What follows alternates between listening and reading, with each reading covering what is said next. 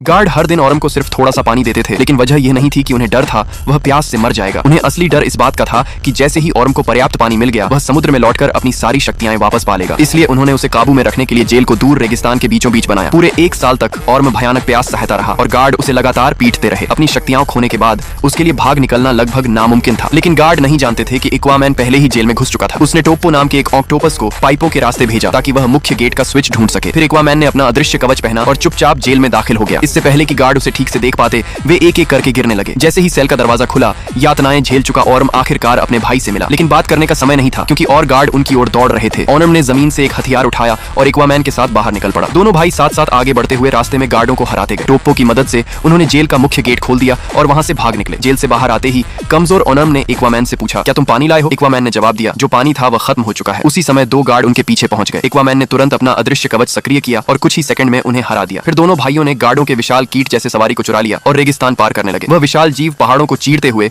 उन्हें तेजी से जमीन के नीचे ले गया। कुछ देर बाद वह रेत का विशाल कीड़ा फिर सतह पर निकल आया। एक्वामैन और ऑरम कई बार रेत पर लुढ़कते हुए जाकर रुके। एक्वामैन ने ऑरम से कहा कि समुद्र अब ज्यादा दूर नहीं है। जैसे ही वह समुद्र के पानी को छुएगा उसकी सारी शक्तियां लौट आएंगी। लेकिन तभी जेल के गार्ड फिर उनके पीछे पहुंच गए। अपने भाई को समय देने के लिए एक्वामैन ने अपना अदृश्य कवच पहन लिया और उन्हें रोकने के लिए वहीं रुक गया। उधर ऑरम अपने कमजोर शरीर को घसीटते हुए एक एक कदम समुद्र की ओर बढ़ता रहा। जब वह पानी से सिर्फ कुछ मीटर दूर था तभी उसका शरीर जवाब दे गया और वह किनारे पर गिर पड़ा। 4 गार्डों ने उसे तुरंत घेर लिया और उसे मारने ही वाले थे कि तभी एक विशाल लहर आई और पूरे किनारे से टकरा गई। जैसे ही समुद्र का पानी ऑरम के शरीर को छुआ वह तेजी से ठीक होने लगा। उसकी सारी खोई हुई शक्तियां पल भर में लौट आईं और वह फिर से एक शक्तिशाली अटलांटियन योद्धा बन गया।